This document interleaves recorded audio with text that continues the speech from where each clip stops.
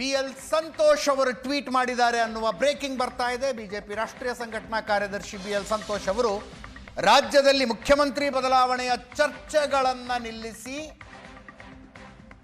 Attention divert ಮಾಡೋದಕ್ಕೆ, ಗಮನ ಬೇರೆಡೆ ಸೆಳೆಯುವುದಕ್ಕೆ RSS ಚಟುವಟಿಕೆಗಳಿಗೆ ನಿರ್ಬಂಧದ ನೆಪ ಅಂದರೆ ಆ ಹೇಳಿಕೆಯನ್ನು ತರಲಾಗಿದೆ ಅನ್ನೋ ಥರ ಏನೋ ಟ್ವೀಟ್ ಇದೆ. ಟ್ವೀಟನ್ನು ಓದ್ತೀನಿ ನಾನು.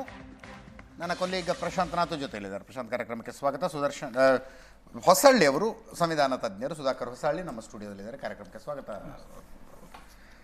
ಕ್ಷಮಾ ನರಗುಂದ ವಕೀಲರು ನಮ್ಮ ಜೊತೆಗೆ ನೇರ ಸಂಪರ್ಕದಲ್ಲಿದ್ದಾರೆ. ಹಾರಾ ಮಹೇಶ್ ದಲಿತ ಮುಖಂಡರು BSP ಪಕ್ಷದಿಂದ ಮೈಸೂರಿನಿಂದ ನೇರ ಸಂಪರ್ಕದಲ್ಲಿದ್ದಾರೆ. 3 ಜನರ ಕಾರ್ಯಕ್ರಮಕ್ಕೆ ಸ್ವಾಗತ.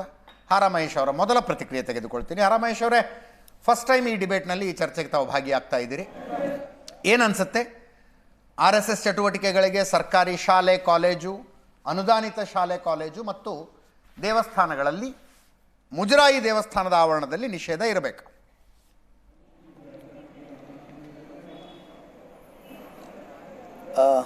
ಎಸ್, ಮೊದಲನೇದಾಗಿ ಈ ಚರ್ಚೆ ಆರಂಭ ಆಗಿರ್ತಕ್ಕಂಥದ್ದು ಭಾಳ ಒಳ್ಳೆಯದು.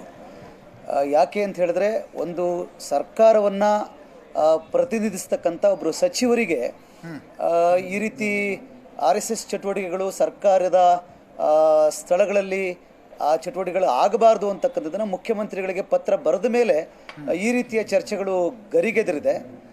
ನಾನು ಏನು ಹೇಳಕ್ಕೆ ಇಷ್ಟಪಡ್ತೀನಿ ಅಂತ ಹೇಳಿದ್ರೆ, ಸಂವಿಧಾನ ಬಾಹಿರವಾಗಿರ್ತಕ್ಕಂಥ ಯಾವುದೇ ಚಟುವಟಿಕೆಗಳು ಮತ್ತು ಸಂಘಟನೆಗಳು ಈ ದೇಶದಲ್ಲಿ ಬ್ಯಾನ್ ಆಗಬೇಕು. ಯಾವುದೇ ಆಗಿರಲಿ, ಅದು RSS ಅಂತ ಮಾತ್ರವೇ ಅಲ್ಲ, ಸಂವಿಧಾನವನ್ನು ಒಪ್ಪುವಂತಹ, ಸಂವಿಧಾನದ ಆಶಯಗಳನ್ನು ಎತ್ತಿಡಿತಕ್ಕಂತಹ ಸಂಘಟನೆಗಳು ಮತ್ತು ಚಟುವಟಿಕೆಗಳು ಇದ್ದಷ್ಟು ಭಾರತ ಸುಭಿಕ್ಷವಾಗುತ್ತೆ, ಶಾಂತಿಯುತವಾಗಿರ್ತದೆ, ಭ್ರಾತೃತ್ವದಿಂದ ಕೂಡಿರ್ತದೆ. ಸೊ ಈ ಸಂದರ್ಭದಲ್ಲಿ ಅವರು ಎತ್ತಿರ್ತಕ್ಕಂಥ ಪ್ರಶ್ನೆ ಚರ್ಚೆ ಆಗಲಿ, ಎಲ್ಲಿ ಬ್ಯಾನ್ ಆಗಬೇಕು, ಹೇಗೆ ಬ್ಯಾನ್ ಆಗಬೇಕು, ಚಟುವಟಿಕೆಗಳು ಬ್ಯಾನ್ ಆಗಬೇಕು ಅಲ್ಲ, ಬ್ಯಾನ್ ಆಗೋದ್ರ ಬಗ್ಗೆ ಅವ್ರು ಮಾತಾಡ್ತಾ ಇಲ್ಲ, ಸ್ಪಷ್ಟಪಡಿಸ್ತಾ ಇದ್ದಾರೆ. RSS ಬ್ಯಾನ್ ಬಗ್ಗೆ ನಾನು ಮಾತಾಡ್ತಿಲ್ಲ ಅಂತ. ಅದನ್ನ ರಾಜ್ಯ ಸರ್ಕಾರ ಮಾಡೋದಕ್ಕೂ ಆಗೋದಿಲ್ಲ. ಕೇಂದ್ರದಲ್ಲಿ ಮುಂದೊಂದು ದಿನ ಯಾವತ್ತಾರು ಕಾಂಗ್ರೆಸ್ ಸರ್ಕಾರ ಬಂದಾಗ ಅವರು ಅದನ್ನ ಆಲೋಚನೆ ಮಾಡಬಹುದು. ಕಾಲೇಜುಗಳಲ್ಲಿ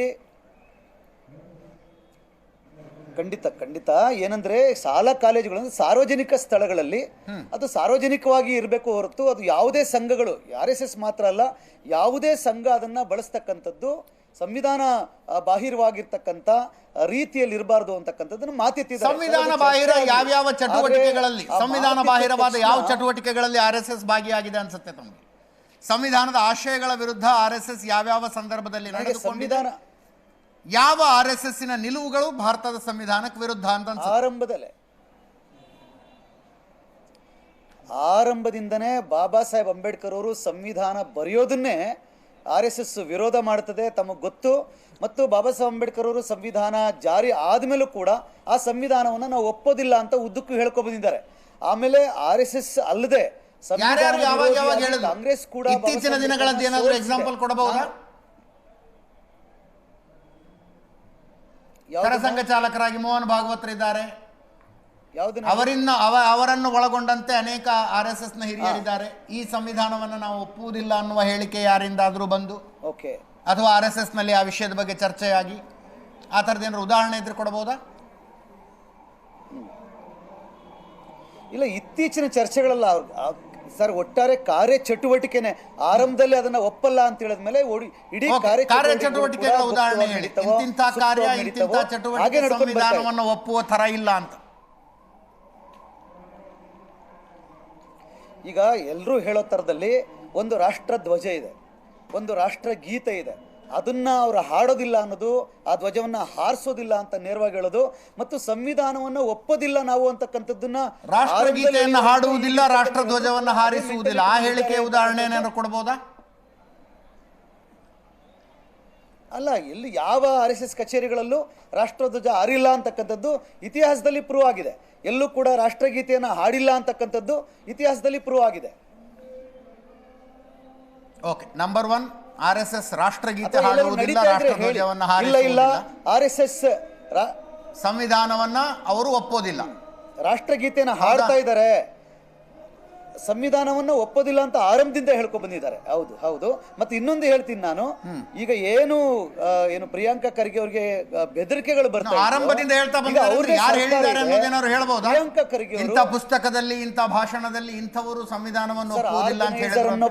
ಆರ್ಗನೈಸರ್ ಅನ್ನುವಂಥ ಪತ್ರಿಕೆಯಲ್ಲಿ, ಆರ್ಗನೈಸರ್ ಅನ್ನೋ ಪತ್ರಿಕೆಯಲ್ಲಿ ಆರಂಭದಲ್ಲೇ ಈ ಸಂವಿಧಾನ ಮನುಸ್ಮೃತಿಯನ್ನು ನಾವು ಒಪ್ತೀವಿ, ಸಂವಿಧಾನವನ್ನು ಒಪ್ಪಲ್ಲ ಅಂತಕ್ಕಂಥದ್ದು ಅದು ಉದ್ದಕ್ಕೂ ಚರ್ಚೆಯಾಗೇ ಬಂದಿದೆ. ನೀವು ಅದು ನಾನು ಹೇಳ್ತಾರೆ ಅದು ಇಲ್ಲ ಅಂತ ಪ್ರೂವ್ ಮಾಡಿ. ಹಾರಾ ಮಹೇಶ್ ಅವರೇ, ಇದೆ ಚರ್ಚೆ ಬಗ್ಗೆ ಹೇಳ್ತಿಲ್ಲ ರೀ. ಈಗ ಹೇಳಿ ಹೇಳಿ ಹೇಳಿ ಹೇಳಿ ಚರ್ಚೆ ಬಗ್ಗೆ ಹೇಳ್ತಿಲ್ಲ ನಾವು. ಈಗ ಪೆರಿಯಾರ್ ಅವರು ಸಂವಿಧಾನವನ್ನು ಸುಡಬೇಕು ಅಂತ ಹೊರಟರು. ಅದಕ್ಕೆ ನಾವು ದಿನಾಂಕವನ್ನು ಹೇಳಬಹುದು, ಹೇಳಿಕೆಯ ಸಂದರ್ಭವನ್ನು ಹೇಳಬಹುದು. ಪೆರಿಯಾರ್ ಅವರು ಸಂವಿಧಾನ ನಾನು ಒಪ್ಪೋದಿಲ್ಲ, ಇದನ್ನು ಸುಟ್ಟು ಹಾಕಬೇಕು ಅಂತ ಹೇಳಿದರು. ಆ ಪೆರಿಯಾರ್ ಅವ್ರನ್ನ ಸುಮ್ಮನೆ ಪೆರಿಯಾರ್ ಅಂದರೆ ಕೆಲವರು ಅವಮಾನ ಅಂತ ಭಾವಿಸ್ತಾರೆ. ತಂದೆ ಪೆರಿಯಾರ್ ಅಂತಾನೆ ಕರೀಬೇಕು ಅಂತಾರೆ ಅವರು. ಹಾಗೆ RSS ಇಂದ ಯಾರ್ದಾರು ಉದಾಹರಣೆ ಹೇಳ್ಬೋದಾ ಅಂತ ಕೇಳ್ತಾ ಇದ್ದೀನಿ ನಾನು. It is not a challenge, just to improve my general knowledge. ಸಂವಿಧಾನ ಸರಿಯಾಗಿ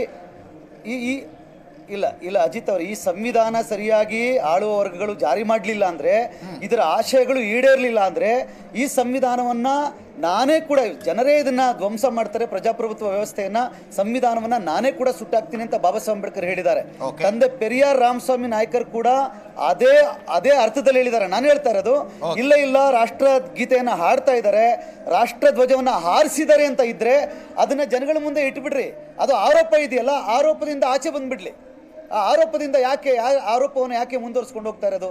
ಈಗ ನಾನು ಹೇಳ್ತಾ ಇದ್ದೀನಿ, ಇದು ಇತಿಹಾಸದುದ್ದಕ್ಕೂ ಮಾಡ್ಕೊ ಬರ್ತಾ ಇದ್ದಾರೆ ಅಂತ.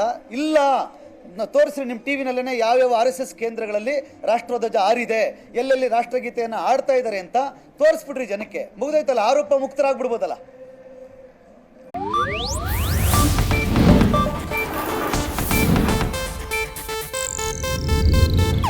ಇದು ಏಷ್ಯಾನೆಟ್ ನ್ಯೂಸ್ ನೆಟ್ವರ್ಕ್ ಪ್ರಸ್ತುತಿ.